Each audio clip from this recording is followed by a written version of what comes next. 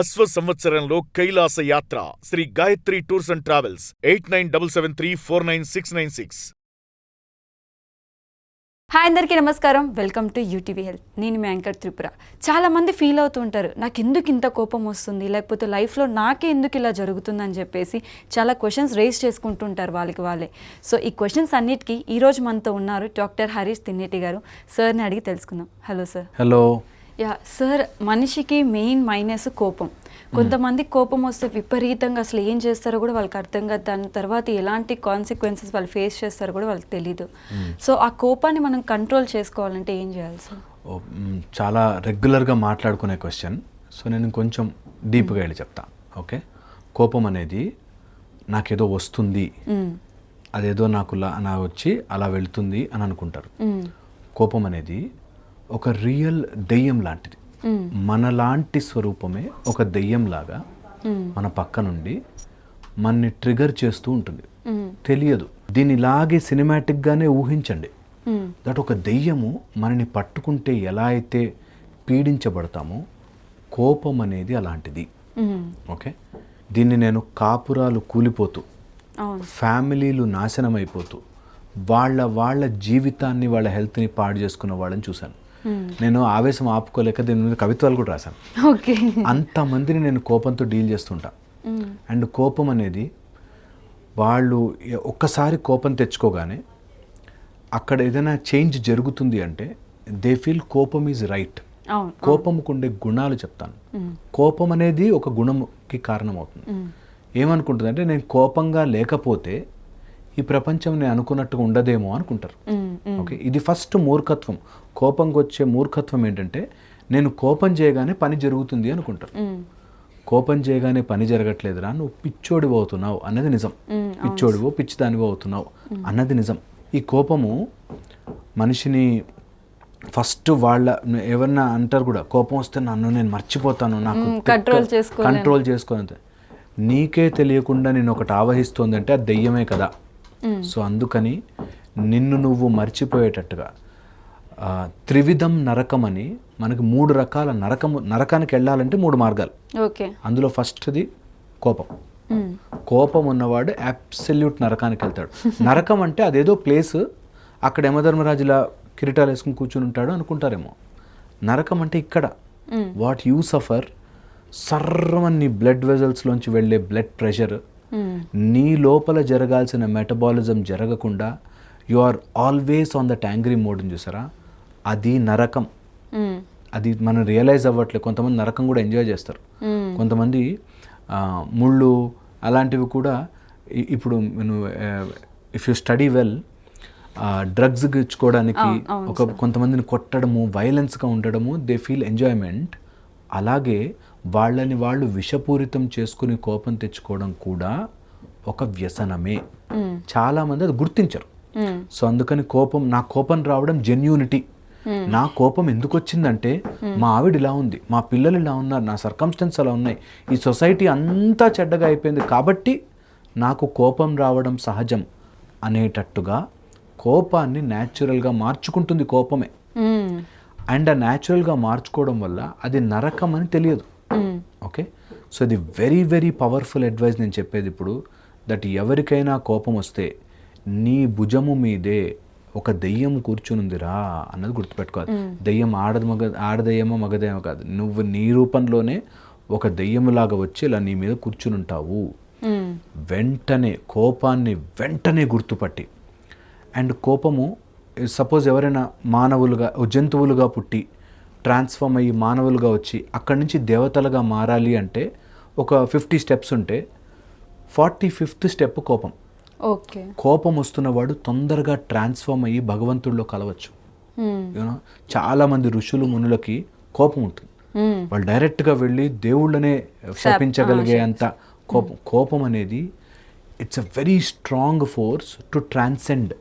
మనం మారి త్వరగా ఆ హై రీచ్ అవ్వడానికి, ఒక స్పిరిచువల్ హైలో వెళ్ళాలన్నా కూడా కోపము ఒక మార్గం. దాన్ని మార్చుకోవాలి. కోపం మార్గం కదా. ఋషులు మునులు దేవుళ్ళతోనే ఫైట్ చేసేయగలిగే, శాపం ఇచ్చేయగలిగే అంత కోపం ఉంది కదా. చాలామంది ఇక్కడ ఇంట్లో కాఫీ బాగాలేదని, అవును సార్. ఏంటి డ్రెస్ సరిగ్గా లేదని, మార్కులు బాగాలేదని దాని మీద వాడతారు. కోపం అనే యూనివర్సల్ ఫోర్స్ని నువ్వు ఎంతసేపు చపాతీలు సరిగ్గా మాడాయా లేదా, అన్నం సరిగ్గా ఉడికిందా లేదా, దీని మీదే స్పెండ్ చేస్తావా? నీ కోపం అనే ఎనర్జీని అట్లా సర్రమని పైకి తీసుకెళ్ళి కపాలంలోకి తీసుకెళ్ళి if you can transcend it, నువ్వు భగవంతుడయ్యేంత శక్తి నీకు ఉంటుందిరా అని కోపం పెడితే, కోపం ఈజ్ ఎ సర్వైవల్ మెకానిజం నుంచి ఎవ్రీడే చిల్లర విషయాలకి, చాయ్ వేడిగా లేదు, కాఫీ హాట్గా లేదని చెప్పి గొడవపడ్డవాడు, లేకపోతే గిన్నె అట్టు పెట్టినావా అని గొడవపడేవాళ్ళు. నా దగ్గర రీసెంట్గా ఒక కేసు వచ్చారు. వైఫ్ ఆయన చెప్పడం ఆ స్లాంగ్, నాకు అండా కర్రీ అంటే ఇష్టం సార్, ఏమో నైట్ అండా కర్రీ పెట్టదు నాకు అని గొడవపడుతున్నారు. ఓకే, కెన్ యూ ఇమాజిన్ ఎలాంటి విషయం మీద కోపం తెచ్చుకుంటున్నారంటే, అండా కర్రీ కోసం, ఒక కర్రీ కోసం, ఒక దీనికోసం ఇరిటేట్ అవుతున్నారా, కోపం తెచ్చుకుంటున్నారా అని.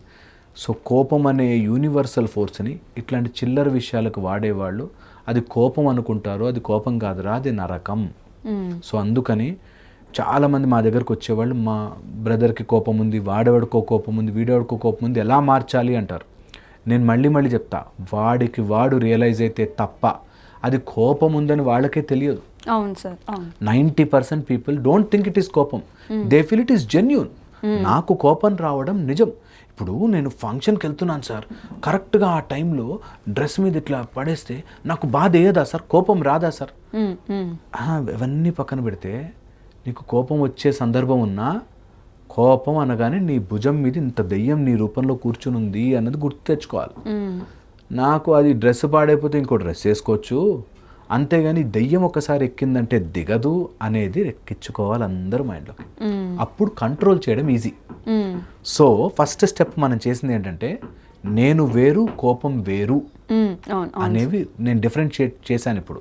సో దట్ ఎప్పుడైనా కోపం వస్తుంది అంటే యు జస్ట్ అబ్జర్వ్ దట్ అమ్మా ఇదేదో దెయ్యం. ఓకే, ఇది నెంబర్ 1.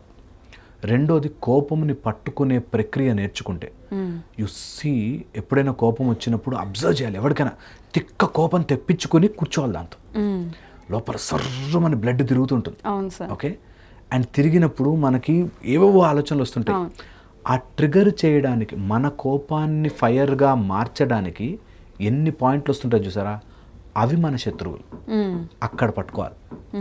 దట్ నాకు కోపం రావడం, రాగానే అవును కదా, కరెక్టే కదా, అవును వాడు ఇలా చేశాడు కదా, మా అమ్మ నన్ను అట్లా చేశారు కదా, చిన్నప్పుడు నన్ను వాడు అట్లా ట్రీట్ చేశాడు కదా, ఇలా ఏ మసాలా వచ్చినా ఇవన్నీ నీ శత్రువులు నీ లోపల ఉండే ఆ దెయ్యానికి ఫీడింగ్ ఇస్తున్నాయి, నీకు ఫీడింగ్ ఇవ్వట్లే అనేది సపరేట్ అవుతుంది. ఓకే, సెకండ్ స్టెప్, దట్ ఏది నీ దెయ్యాన్ని పెంపొందిస్తోంది అనేది పట్టుకోవాలి. థర్డ్, ఇవన్నీ పెంపొందించుకోవడం కారణం నీ ఈగో. అండ్ ఆ ఈగో ఎప్పటి నుంచో కండిషనే వచ్చింది, మార్చుకోవడానికి టైం పడుతుంది. సో అందుకని కోపాన్ని కాళ్ళ కింద పెట్టి నొక్కేయాలి. ఎప్పుడు తెలుసా, పట్టుకుని దొరకబట్టి దీన్ని నేను కోపం పడడం వల్ల మార్చగలిగితే, ఓకే, కోపం పడకుండా కూడా మార్చుకోగలను అనే స్థితికి రావాలి. ఎవరైనా నా పిల్లడు నేను అరిచాను కాబట్టి చదువుకున్నాడంటే వాడికి చదువు మీద ఇంట్రెస్ట్ లేదు. నేను అరిచాను కాబట్టి చదివాడు, నేను అరిచాను కాబట్టి నా వర్కర్ పని చేశాడంటే వాడు ఆ పని నేను 60 రోజున పాడు చేసేస్తాడు. అందుకని నీ కోపానికి ఎవరైనా బలి అవుతుంటే, అది వాళ్ళ బలహీనత, నీ గొప్పతనం కాదు. వాడు ఆ జీతం కోసం నువ్వు కోపంతో అరుస్తున్నా సరే భరిస్తున్నాడంటే వాడి ఫ్యామిలీ బాధ్యతల కోసం నీ దగ్గర పడుంటున్నాడు. అంతేగాని నీ కోపం గొప్పతనం కాదు, నీ ఏదో నువ్వు గొప్ప విషయం కాదు. ఇది ఒక లెవెల్. నెక్స్ట్ హయ్యర్ లెవెల్కి వెళ్దాం. ఈ హయ్యర్ లెవెల్ ఇదంతా కూడా ఫిజియోలాజికల్గా లోపల వాళ్ళకి ఏదో సాల్ట్ ఇంటేక్ ఎక్కువైపోయి, మసాలా ఇంటేక్ ఎక్కువైపోయి, ఫుడ్ రూపంలోనూ లేకపోతే వాళ్ళ అడ్రినలిన్ ఇన్సఫిషియన్సీ రూపంలోనూ, some kind of thyroid deficiencies వల్ల కోపము, ఇరిటేషన్, యాంగర్, ఫ్రస్ట్రేషన్ ఎప్పుడూ ఉంటాయి.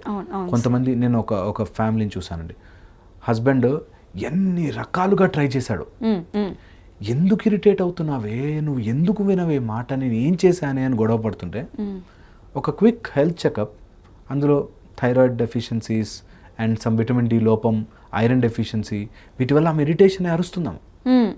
ఒకసారి ఆ పారామీటర్స్ కరెక్ట్ చేసుకోగానే she went normal. Okay. So point is లోపల మినరల్ డెఫిషియన్సీ అయిపోతుంది, నిద్ర పట్టదు.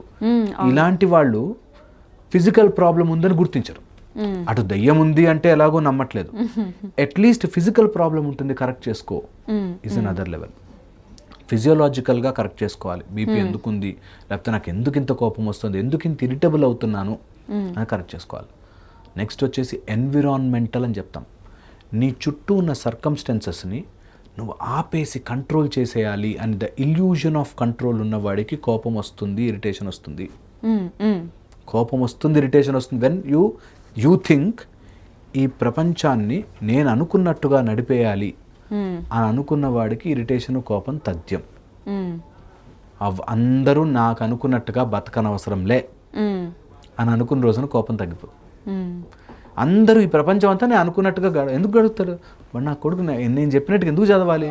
వాడిని అనుకున్నట్టుగానే వాడు ఎంత గొప్పవాడు ఎందుకు అయిపోవాలి? అవ్వకపోవచ్చు. సో వాట్ అనేది మనం నేర్చుకోగలగాలి.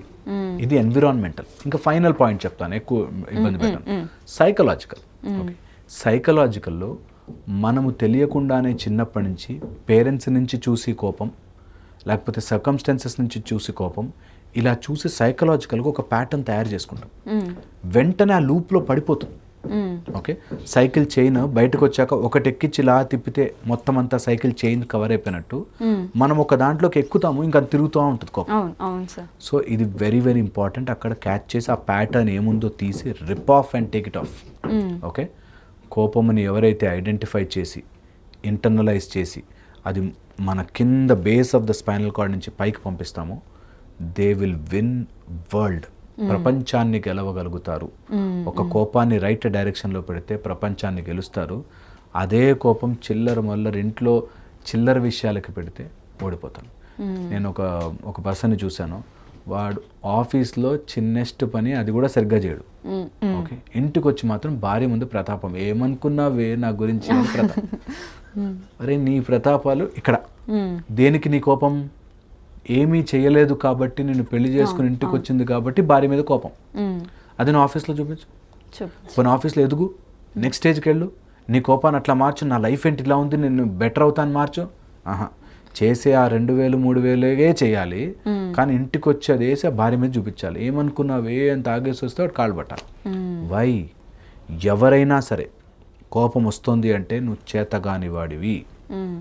ఆ చేతగానితనాన్ని don't escalate into negative, please take it into positive. చాలామంది మాట చెప్పగానే ఇరిటేట్ చేసే వాళ్ళ గురించి మీకు వస్తే తెలుస్తుంది సార్, మీ లైఫ్లో అలా ఉంటే తెలుస్తుంది సార్. ట్రూ, ఇరిటేట్ చేసేవాళ్ళు వస్తారు, స్పీడ్ బ్రేకర్లు ఉంటాయి రోడ్ల మీద, గోతులు ఉంటాయి రోడ్ల మీద. అలా అని నీ ప్రయాణం ఆపలేవు, అక్కడ కూర్చుని ఏడవలేవు, గోతుల మీద పడి కోపం తెచ్చుకోలేవు. Is as simple life formula. దీన్ని అర్థం చేసుకోక ఆ దెయ్యం వశంలోకి వెళ్ళిపోయి దాన్ని సాటిస్ఫై చేయడం కోసం అరుస్తూ ఉంటారు.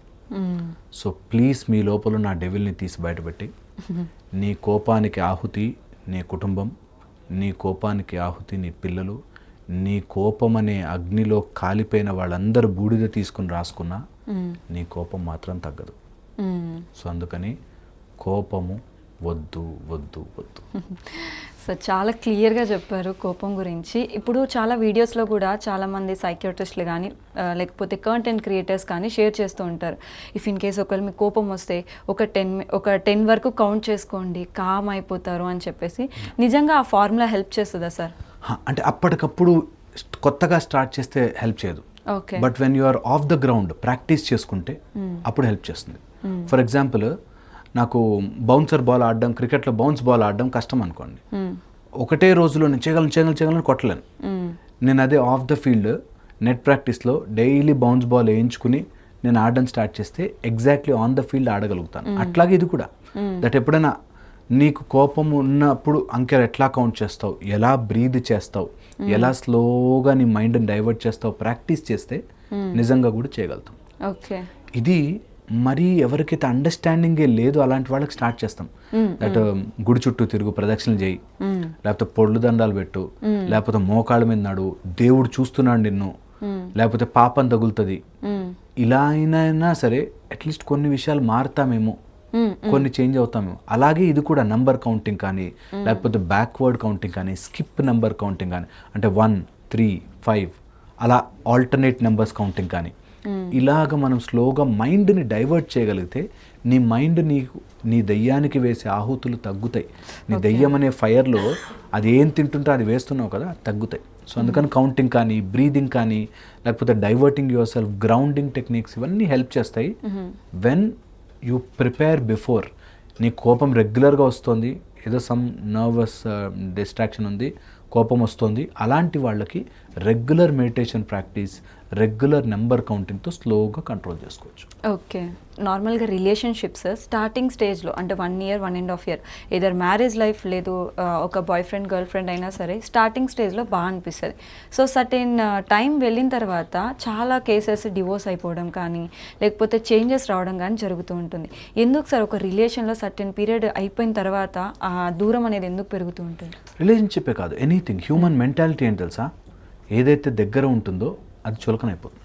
ఓకే. ఏదైతే ఈజీగా అవైలబుల్ ఉంటుందో అది పెద్దగా కిక్ ఇవ్వదు అనిపిస్తుంది. ఏదైతే లవ్ అనే దూరంగా ఉన్నప్పుడు ఎంత వెంట పడతారో దగ్గరకు వచ్చేసాక బోర్ కొట్టేస్తుంది. It's a human mind. అలానే నేను దాన్ని ఎంకరేజ్ చేయట్లేదు. నిజంగా కూడా హ్యూమన్ మైండ్లో ఆ అట్రాక్షన్ తగ్గిపోవడానికి గల అన్ని ఫ్యాక్టర్స్ ఉన్నాయి. నిజంగా కూడా నాకు 2 చేతులు ఉన్నాయి అంటే లేనివాడికి కొత్త చేతులు 2 పెడితే ఫస్ట్ 1-2 months బాగుంటాడు, తర్వాత చేతులు ఓకే కానీ కాళ్ళు ఉంటే కరెక్టరా అంటాడు. సో పాయింట్ ఈజ్ మన దగ్గర లేనిది ఎప్పుడూ కొత్తగాను కావాలి గాను అది ఉంటే బాగుంటుంది అని గాను ఉంటుంది. ఎప్పుడైతే మన దగ్గరకు వచ్చేస్తుందో దాన్ని అప్రిషియేట్ చేయడం మర్చిపోతాం. నిజంగా నిన్ను నమ్మి నిన్ను ఇష్టపడ్డా, నువ్వు ఇష్టపడ్డా ఒక అమ్మాయిని లైఫ్లోకి వస్తే, అబ్బాయిని లైఫ్లోకి వస్తే ప్రెషియస్గా చూడడం first 1-2 years. After that they feel okay అయిపోయింది కదా అనే.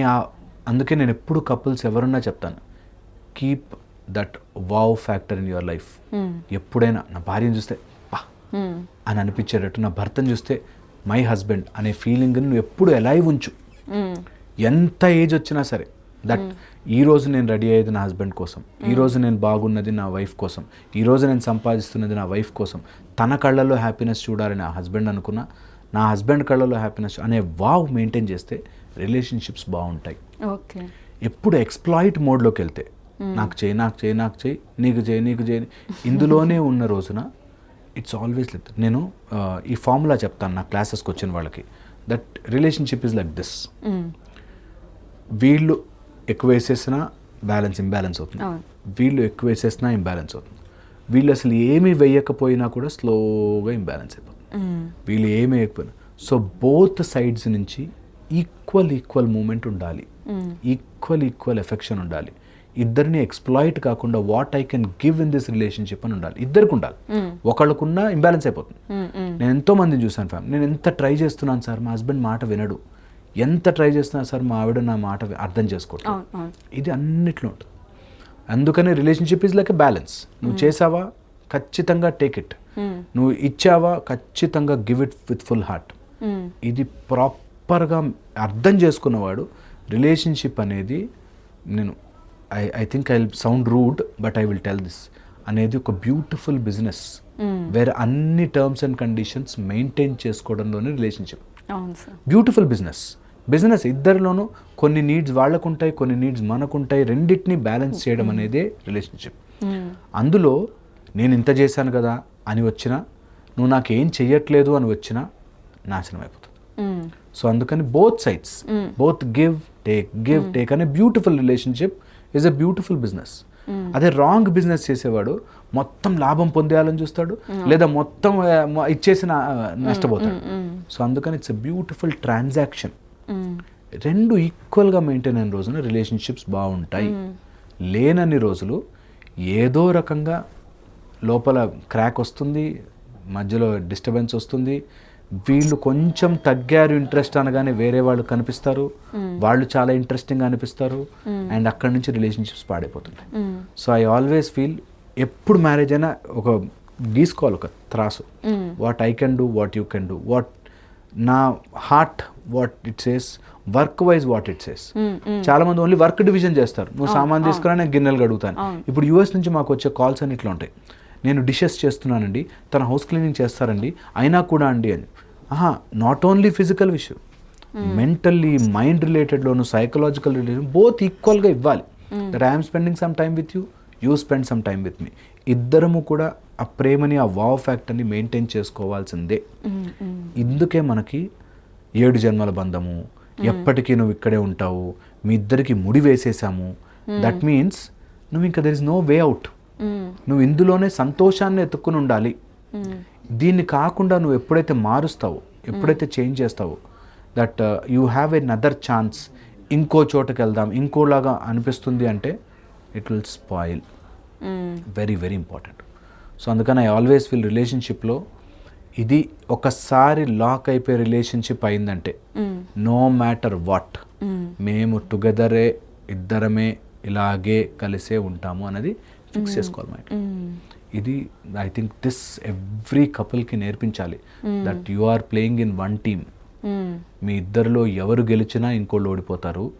ఇంకొకళ్ళు ఓడిపోవడమే కాదు, మీ రిలేషన్షిప్ ఓడిపోతుంది.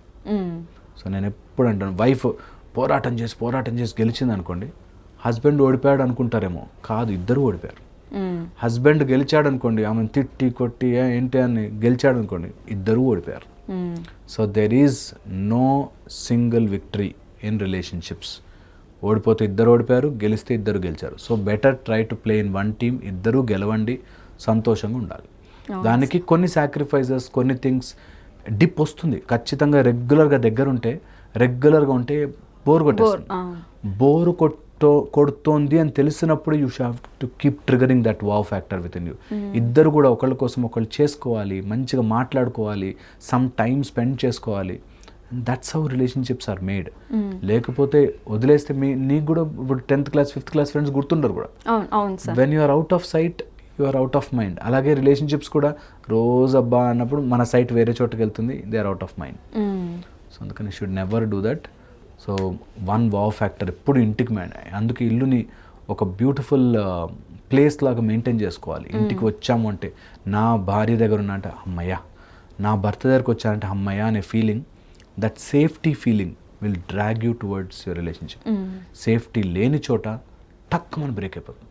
నేను have observe this again and again. ఎక్కడైతే నేను నా భర్తకి చెప్పుకోలేను అనే విషయం కానీ, నేను నా భార్యకి చెప్పలేని విషయం అని వచ్చిన రోజున అది బ్రేక్ అవ్వడానికి ఫస్ట్ స్టెప్ అన్నమాట. ఓకే. సో బ్రేక్ అయిపోతుంది. సెక్యూరిటీ అండ్ సేఫ్టీ అదే రిలేషన్షిప్లో మేజర్. ఫ్రెండ్స్ అందరూ కూడా నేను వీటి దగ్గర ఏదైనా మాట్లాడచ్చు అన్న ఫ్రెండ్స్ ఎక్కువ రోజులు ఉంటారు చూడు. కొన్ని చెప్పలేని వీటితో ఏం చెప్పినా స్పాయిల్ చేస్తాడు అన్న వాళ్ళ దగ్గర ఎక్కువ రోజులు ఉండదు. సో బేసిక్గా రిలేషన్షిప్లో that security and safety, that you are safe with me, నువ్వు ఏదన్నా సరే ఐఎమ్ ఓకే విత్ ఇట్ అనే దాంట్లోకి తీసుకెళ్ళగలిగితే రిలేషన్షిప్స్ బాగుంటాయి. సార్, రిలేషన్షిప్స్లో కూడా మనం ఎక్కువ వినేది, ఇప్పుడు మీరు చెప్పినట్టు దగ్గరగా ఉంటే బోర్ వచ్చేసింది, సో దూరంగా ఉంటే నా వాల్యూ తెలుస్తుంది, నేను డిస్టెన్స్ మెయింటైన్ చేస్తానని చెప్పి చాలా రిలేషన్స్ని డిస్టెన్స్ మెయింటైన్ చేస్తూ ఉంటారు. నిజంగా ఈ డిస్టెన్స్ అనే ఫార్ములా రిలేషన్లో పనిచేస్తుందా సార్? అస్సలు పనిచేయదండి. ఎప్పుడు కూడా distances will create more distances, new people will come.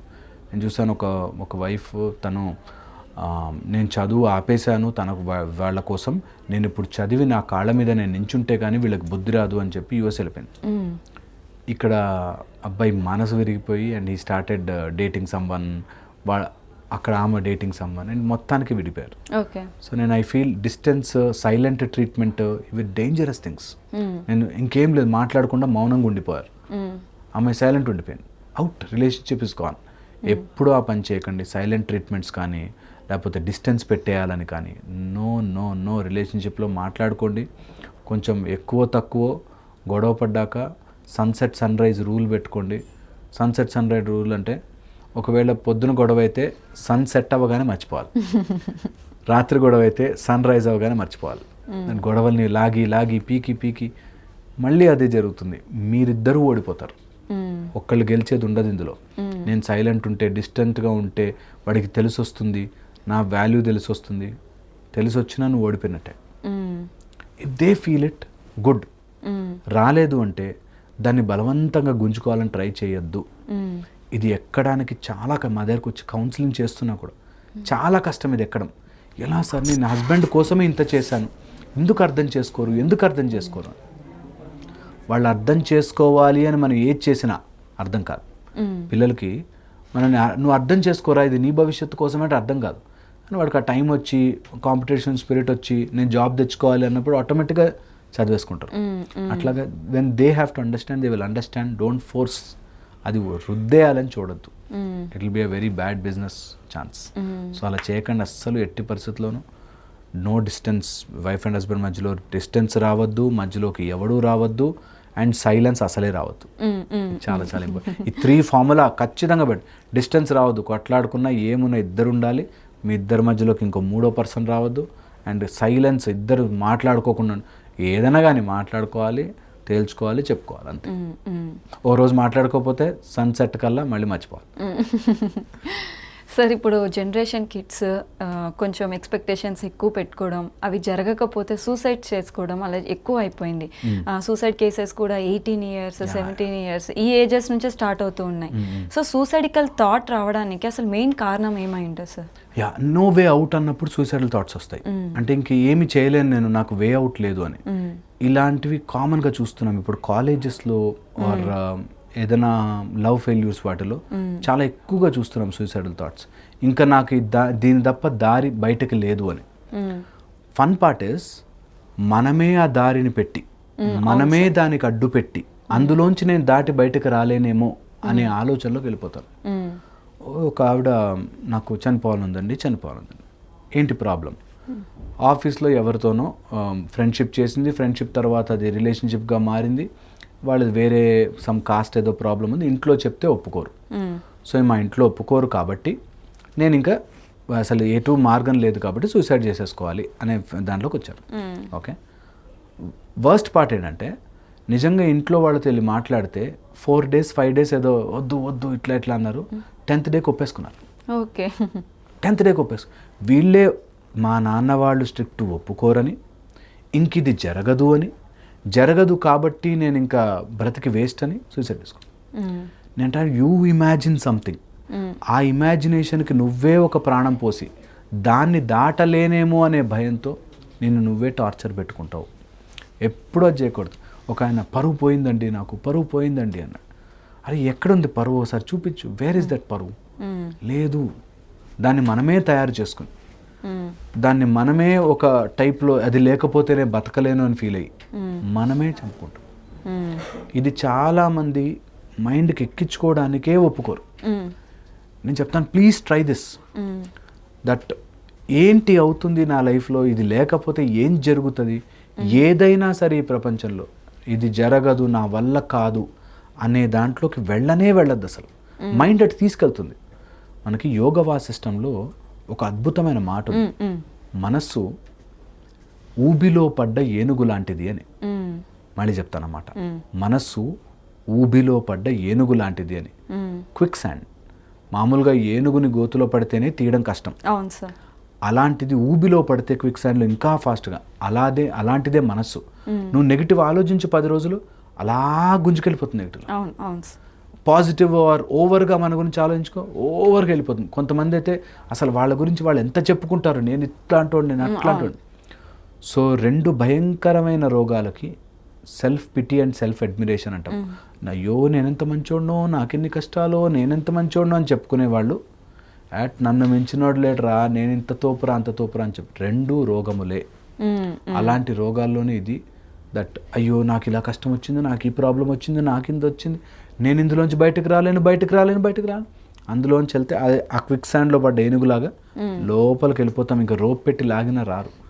So అందుకని మైండ్ని డోంట్ అలౌ దట్ సైడ్. అసలు నెగిటివ్ ఆలోచన వస్తుందంటే పోనివ్వద్దు దట్ సైడ్. మనకి అందుకే తదాస్తు దేవతలు ఉంటారు, నువ్వు నెగిటివ్ మాట్లాడకరా. ఎందుకు చెప్తారంటే the moment you take a negative turn, ఒక అమ్మాయి ఎవరో మోసం చేసింది ఆర్ నన్ను వదిలేసింది, సమ్ రీజన్తో వదిలేసింది అంటే ఇంకంతే, నేను డిప్రెషన్లోకి వెళ్ళిపోయా. డిప్రెషన్లో ఎందుకు అంత డిప్రెషన్ అంటే నాకు నచ్చినట్టుగా ఆ అమ్మాయి నాకు రెస్పాండ్ అవ్వలేదు కాబట్టి. ఓకే, సింపుల్ ఫార్ములా, దట్ తనకి ఒక లైఫ్ ఉంటుంది కదా, తనకు కూడా ఒక ఆలోచించుకునే విధానం ఉంటుంది కదా, తనకు కూడా డెసిషన్ తీసుకునే హక్కు ఉంటుంది కదా. డెసిషన్ తీసుకుని ముందుకు వెళ్ళిపోతే, నీకు నచ్చినట్టుగా డెసిషన్ తీసుకోపోతే నీ లైఫ్ని ఎందుకు అంత ట్రామటైజ్ చేసుకుంటాం? ఈ చిన్న ఆలోచన విధానం రాదు, ఆగిపోతారు అక్కడ. మీకు అర్థం కాదు సార్, మా దగ్గరకు వస్తారు కౌన్సిలింగ్కి, మీకు తెలియదు సార్ నా కష్టాలు అంటారు. అరే కష్టాలు ఎండమే నా పని, పొద్దునుంచి రాత్రి దాకా. సో నాకు తెలియని కష్టాలు ఉండవు జనరల్లీ. అయినప్పటికీ నేను ఎంత క్లియర్గా చూస్తానంటే ఇది, నేను డెంటల్ డాక్టర్. సో పన్ను నొప్పితో ఉంటారు, ఆ నొప్పి భరిస్తారు కానీ ఇంజెక్షన్ ఇస్తే భరించరు. ఇంజెక్షన్తో చిన్న చిమ్ముకుడు, it's a positive pain to remove a negative pain. అయినా కూడా తీసుకోరు చాలామంది. ఆ పన్ను పుచ్చిపోయి నాశనం అయిపోయేది, ఇంత ముక్కలు ముక్కలు అయిపోయేదాకా రారు. అలాగే రియల్ లైఫ్లో కూడా అమ్మాయి వెళ్ళిపోయిందనో లేదా ఏదో మోసం జరిగిందనో జాబ్ పోయిందనో ఏదో పెయిన్ ఈజ్ వెరీ సింపుల్. అవునరా భయ్, పోయింది, మోసపోయిందని అయిపోయింది, so what, life is big, I will go on అని అనుకోరు. అలా అనుకుంటే ఆ నొప్పి మోస్తూ తిరగాలిగా. అదే పుచ్చిపోయిన పన్నుని మోస్తున్నట్టే. Why anyone can do it yourself అంట నేను. నీకు నువ్వే ఎందుకు అలా చేసుకుంటున్నావు? It's an easy problem. అసలు ఈ ప్రపంచంలో ఏ ప్రాబ్లం అయినా మనం అనుకుంటే సాల్వ్ చేసుకుంది లేదు. సాల్వ్ చేసుకోవాలంటే మన అనుకున్నట్టుగానే సాల్వ్ అవ్వాలంటే కష్టం. ఇప్పుడు ఆ అమ్మాయే వచ్చి నన్ను అర్థం చేసేసుకోవాలంటే కష్టం, కానీ ఐ కెన్ మూవ్ ఆన్. లైఫ్లో మంచి బాడీ బిల్డ్ చేస్తా, మంచి ఫోకస్డ్గా గోల్ చేసుకుంటా, కెరీర్ చేసుకుంటా, ఇంకా మస్తు లైఫ్ ఉంది చూసుకుంటా, అవేం ఆలోచించరు. సో నేను అంటే సింపుల్ పెయిన్ని మోసి మోసి మోసి అదేదో నాకు నా జీవితంలో జరిగిపోయిన నష్టం అనుకుని సూసైడ్కి వెళ్తారు.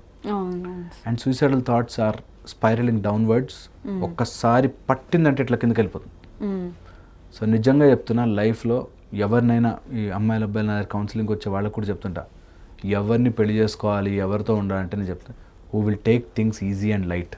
అన్నిటికీ డ్రామా చేసి, అన్నిటికీ ఏడ్చేసి, అయ్యో నేను బరువు, మనస్సు, నా హృదయం ఎంత గాయమైంది, ఈ సుత్తి మాట్లాడే వాళ్ళు దూరం ఉండాలి. ఎందుకంటే అది అంటిచ్చేస్తారు మనకి.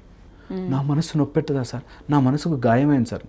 అవసరంలే, గాయమైంది, అరే అనిపించింది, వీఆర్ ఆల్ హ్యూమన్స్, ఒకరోజు బాధపడతాం, నెక్స్ట్ డే మూవ్ ఆన్. ఇలా లేని వాళ్ళకి, ఇది అర్థం కాని వాడికి, నిజంగా నేను ఆ బాధలో ఏదైనా చేసుకోకపోతే కానీ బ్రతకలే, నా మంచితనం బయటపడదు అనుకుంటారు. Which is wrong. ఎవ్వరూ అట్లాంటి పని చేయకూడదు. సూసైడల్ థాట్స్లోకి వెళ్ళకూడదు. నేను బాగా సూపర్ఫిషియల్గా చెప్పిన నిజం మాత్రం ఇంతే సింపుల్, దట్ నువ్వు అనుకున్నట్టుగా ఈ ప్రపంచం జరగదు. కొన్ని అనుకోనివి జరుగుతాయి. కొన్ని మనకు తెలియక తప్పులు చేస్తాం, కొన్ని తెలిసే తప్పులు చేసి ఇరుక్కుంటాం. That's okay. ఒక్కరోజు నిర్ణయం తీసుకుని బయటకు వచ్చేయచ్చు. చిన్న డెసిషన్, బాధపడేది నీ మైండ్లోనే, అదే మైండ్లో బాధ తీసేసి I can do something better with my life అనుకుని ముందుకెళ్ళడం కూడా నీ మైండ్లోనే. నీ మైండ్లో నువ్వు నెగిటివ్ చెప్తే తొందరగా ఎక్కిచ్చేసుకుంటామే, అదే పాజిటివ్ మాట అంటే నీకు ఎందుకు కన్విన్స్ చేయాల్సి వస్తుంది అనేది ఇంపార్టెంట్. ఎవ్వరికి వాళ్ళు ఆలోచించుకోవాలి. నిజంగా చెప్తున్నావు, రోజు ప్లేస్లో కూర్చుని ఎందుకు నేను అంత బాధపడడానికి, అంత సూసైడల్ చేసుకోవడానికి నా మైండ్ని నేను కన్విన్స్ చేసుకోలేకపోతున్నానా? నెగిటివ్ అంటే కన్విన్స్ అయిపోయానే, పాజిటివ్ అంటే ఎందుకు కన్విన్స్ కాలేకపోతున్నాను అని అడగాలి. That is how it is. ఎంత ఈజీగా సాల్వ్ అయిపోతుందో అది ఎందుకు అందరు చేసుకో. Yes sir. సో ప్రెసెంట్ ఎక్కువ వింటుంటాం, మీ దగ్గర కూడా వచ్చుంటుంది ఈ topic, red flags and green flags అని చెప్పేసి. సో ఈ red flag and green flag అనేది ఇద్దరు అబ్బాయి అయినా అమ్మాయి అయినా సరే ఎలా పాయింట్అవుట్ చేయాల్సి వస్తుంది సార్? Very important. నేను ఇప్పుడు 5 పాయింట్స్ చెప్తాను red flags. First thing, emotional stability లేని వాళ్ళతో దూరం. రెడ్ ఫ్లాగ్ అది. ఎమోషనల్, సడన్గా కోపం వస్తుంది, సడన్గా ప్రేమ చూపించేస్తాడు, సడన్గా ఎక్సైట్ అయిపోతుంది. అట్లాంటి వాళ్ళు వెరీ డేంజరస్. ఆ సడన్ బౌట్ యాంగర్ ఇదంతా చాలా గొప్పగా హీరోయిక్గా చూపించారు. Non sense. ఎవ్రీడే బ్రతకలేం వాళ్ళతో. సినిమాలో తెర మీద బాగుంటుంది, ఎవ్రీడే బ్రతకలేం. సో ఎవరైనా ఎమోషనల్గా సడన్గా హ్యాపీనెస్, సడన్గా సాడ్నెస్, వద్దలాంటి వాళ్ళతో దూరం. రిలేషన్షిప్లో అయితే దూరం. అయ్యో పాపం జాలి చూపించండి కావాలంటే, కానీ రిలేషన్షిప్లో దూరం.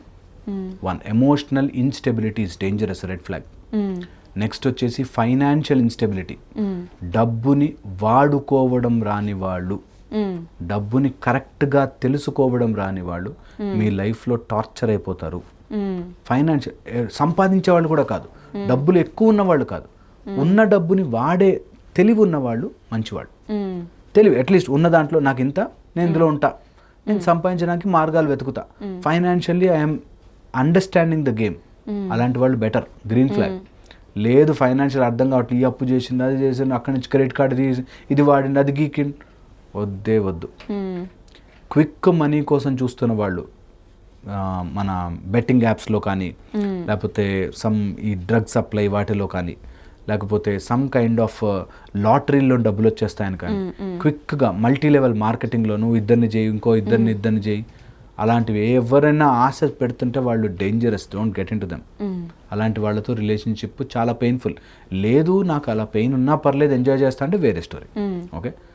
థర్డ్ మోస్ట్ ఇంపార్టెంట్, ఎవరికైతే స్పిరిచువల్ కనెక్షన్ ఉండదు, దేవుడిని నమ్ముతావా నమ్మవా కాదు, స్పిరిచువల్ కనెక్షన్ వేర్ నేను ఏం చేస్తున్నా ఒక ఫోర్స్ చూస్తుందిరా అండ్ ఆ force will punish me if I do wrong అనే ఒక చిన్న స్పృహతో, అది ప్రకృతికే కాదు ఎవరికైనా సరే I should not do wrong అనే ఒక స్పిరిచువల్ కనెక్షన్ ఉన్నవాడు డెఫినెట్లీ ఎస్. అలా స్పిరిచువల్ కనెక్ట్ లేనివాడు టార్చర్ పెడతారు. అది అమ్మాయి కావచ్చు అబ్బాయి కావచ్చు. Very very important. Fourth point చెప్తాను, ఎవరైనా సరే వాళ్ళ హెల్త్ గురించి వాళ్ళు టేక్ కేర్ చేయట్లేదు. ఓకే. చాలామంది ఈ సినిమాల్లో బాడీ షేమింగ్ చేయొద్దను అట్లా బాడీ షేమింగ్ చేయట్లేదు. హెల్త్ గురించి సమ్ కేర్. అర్జెంటుగా అందరు 6 ప్యాకులు తెచ్చుకోవాలని కాదు, సమ్ కేర్. నేను మంచి ఫుడ్ తింటా, మంచిగా వాకింగ్ చేసుకుంటా, I do it simply. Over night నాకు కండలు వచ్చేయాలని లేదు, మై హెల్త్ ఈజ్ ఇంపార్టెంట్ అని అనుకునేవాళ్ళు ఎస్. హెల్త్ గురించి నెగ్లెక్ట్ చేసేవాడు ఏముందిరా కొన్ని రోజులే బతుకుతాం, తాగుదాం, తిరుగుదాం, ఇది రాంగ్. వీళ్ళతో ఎక్కువ రోజులు ఉండలేం. ఓకే. అండ్ ఫైనల్ పాయింట్ చెప్తాను, ఎవరినైనా ఎదుటి వాడిని వినగలిగే కెపాసిటీ ఉన్నవాడు, అర్థం చేసుకునే ప్రయత్నము చేసేవాడు ఎస్. వినట్లేదు, వాళ్ళ మాటే కరెక్ట్, వాళ్ళే కరెక్ట్ అనే నార్సిసిజం ఉన్నవాళ్ళు ప్లీజ్ దూరంగా ఉండండి. వీళ్ళు red flag 100 red flags that నా మాటే కరెక్ట్, నేనన్నదే జరగాలి అంటే వాళ్ళకి తెలియని కూడా అవసరం లేదు, మెల్లగా తప్పించుకోండి. నిజమేది. ఫైట్ చేసి వాళ్ళని కరెక్ట్ చేసి వాళ్ళ జీవితాన్ని మార్చేసి నోవే. ఒక అమ్మాయి ఇంట్లో ఫైట్ చేసి మరీ పెళ్లి చేసుకుంది. వాడు ఏది చెప్పినా వినేవాడు కాదు, అన్నిటికీ అడ్డం చెప్తాడు, అన్నిటికీ ఆమెను డామినేట్ చేస్తాడు. పెళ్ళైన తర్వాత మార్చుకుందా అని అనుకున్నాను సార్, కానీ మారలేదు, 3 years అయిపోయింది మారట్లేదు అని. అట్లా అన్ని ప్రయోగాలు చేయొద్దు మన లైఫ్తో. అలా ఎవరినో తెచ్చుకుని వాడిని మార్చే ప్రోగ్రాం పెట్టుకోకుండా వాడినో ఆమెనో మార్చే ప్రోగ్రాం మన లైఫ్ మనం బ్రతికితే చాలు. ఓకే. సో ఈ 5 రెడ్ ఫ్లాగ్స్ ఉన్న వాళ్ళతో మాత్రం జాగ్రత్తగా ఉండాలి. సార్, పర్సనల్ క్వశ్చన్, అంటే కర్మ అనేది నిజంగానే ఉంది అంటారా? అనుభవించే వాళ్ళకు ఉంటుంది. ఓకే. అంటే కర్మ నిజంగా కూడా క్వాంటిఫై చేయలేని నిజం, మెజర్ చేయలేం. ఇప్పుడు ఎలా ఉంది చెప్పించి నాకు అంటే మెజర్ చేయలేం. But whatever we do మనకి 3 విధాలుగా వెనక్కి వస్తుంది, మనస, వాచ, కర్మణ. ఓకే. మనం ఏది చేస్తే అది వస్తుంది.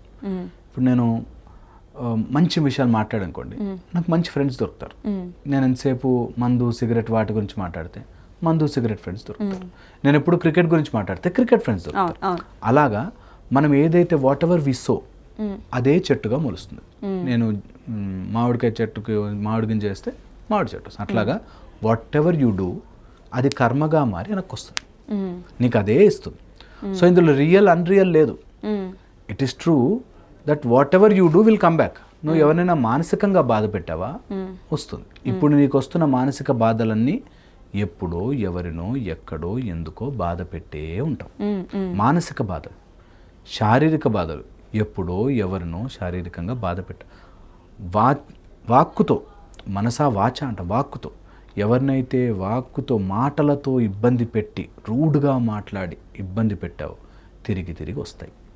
మనని ఏదో రోజు ఎవడో ఒకడు బాసో ఇంకోరో ఎవరో ఈ జన్మలో కాకపోతే 10 జన్మలకైనా వస్తుంది అంటారు. అవన్నీ తీర్చుకునేదాకా నీకు దేవుడి వైపు దృష్టి కూడా వెళ్ళదు. అవన్నీ తీర్చుకునేదాకా you will not even think in that direction. చాలామంది మా దగ్గరకు వచ్చిన వాళ్ళు మరి ఈ మంత్రం చదివితే వచ్చేస్తాయా, ఈ మంత్రం చదివితే అసలు నీకు ఎక్కదు. ముందు నీకు మంత్రం చదివితే వచ్చే మంత్రం నీకు నోటు తిరగదు, తిరిగినా నువ్వు 10 నిమిషాలు ఫోకస్ చేయలేవు. అదంతా కూడా కర్మ ద్వారానే.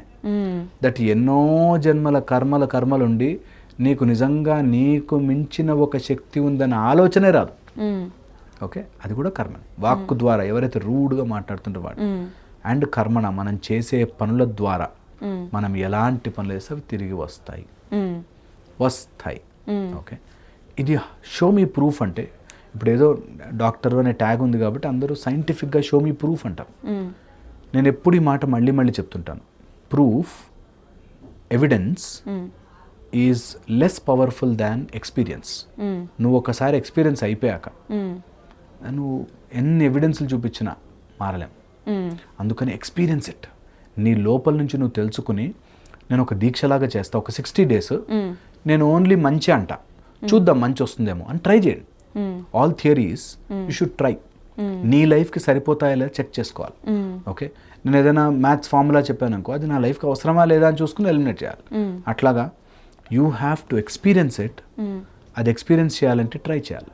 ట్రై చేయాలంటే ఒక 60 days ఈ రోజు నుంచి సరదాగా ట్రై చేయాలి. ఏమైనా వీడియో చూసారో 10 నిమిషాలు స్పెండ్ చేశారంటే, నా మాటలు విని మీ మా టైం వేస్ట్ కాకూడదంటే, ఒక 60 days అంటే 2 months I will only talk positive, I will only do positive, I will only try to help, ఎవరిని బాధ పెట్టను.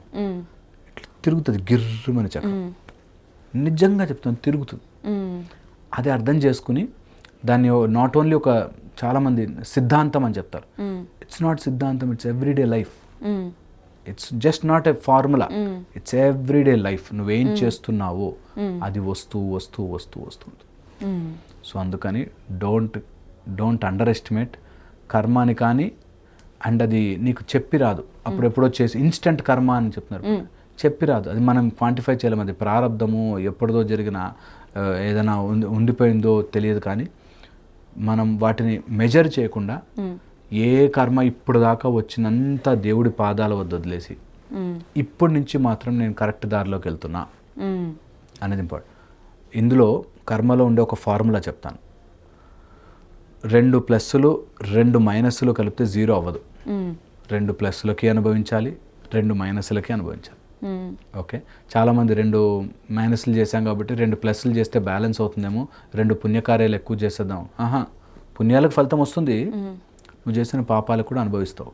సో వాటిని ఓపెన్గా అనుభవించేసి, అప్పుడు వాడిని కొట్టానురా, ఇప్పుడు దెబ్బ తగిలిందిరా, ఫినిష్ అనేది కొన్ని మనకు గుర్తుండవు. ఎప్పుడు నేను ఇట్లాంటి అన్యాయం చేశాను అని accept it, let it flow. Okay, నేను ఎప్పుడు అది జరిగింది కదా, this is the end of it అనుకుని వదలగలిగితే చాలా యాక్చువల్గా రిలీవింగ్ ఉంటుంది. Rather than it's true or false అనే దానికంటే చాలా రిలీఫింగ్, చాలా రిలీఫ్ ఇస్తుంది. దట్ ఓకే, చూద్దాం ఎట్లా జరుగుతుంది. సో హోప్ఫుల్లీ ఇది follow. Thank you so much sir, చాలా నీట్గా చాలా క్లియర్గా ఎక్స్ప్లెయిన్ చేశారు. Thank you so much sir.